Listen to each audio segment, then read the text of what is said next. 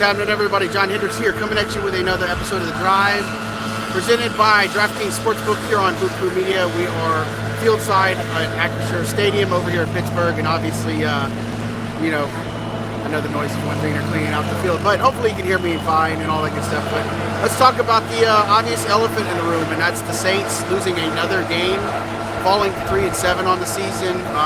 Man, where do you begin?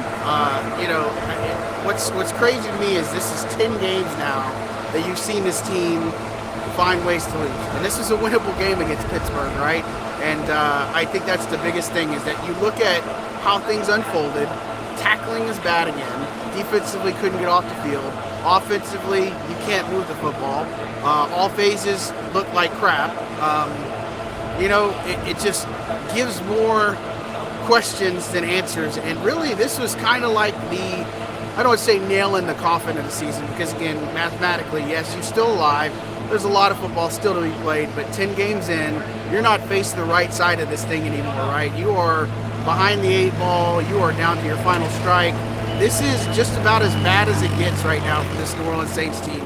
Locker room mood was pretty bad. It's pretty rough, and it's not that it was, hey, we're all pissed and things aren't that way. It's just that, look, this team's not good like they thought they were going to be, and they've got to find ways to piece together victories and be able to win. And I don't know if you can see now, snow's trying to fall and all that, so it's got a little bit cold, so maybe lucked out a little bit there. But look, it's a tough atmosphere to be in.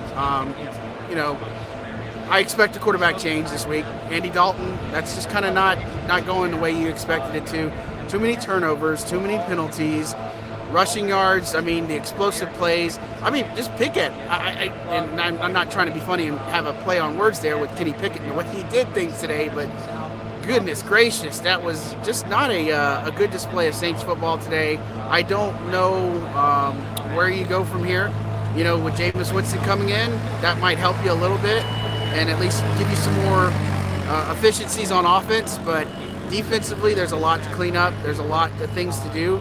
Play calling was once again pretty terrible in situations where you needed a yard. Taysom Hill's not on the field. There's 3rd and 5 plays. Alvin Kamara's not on the field.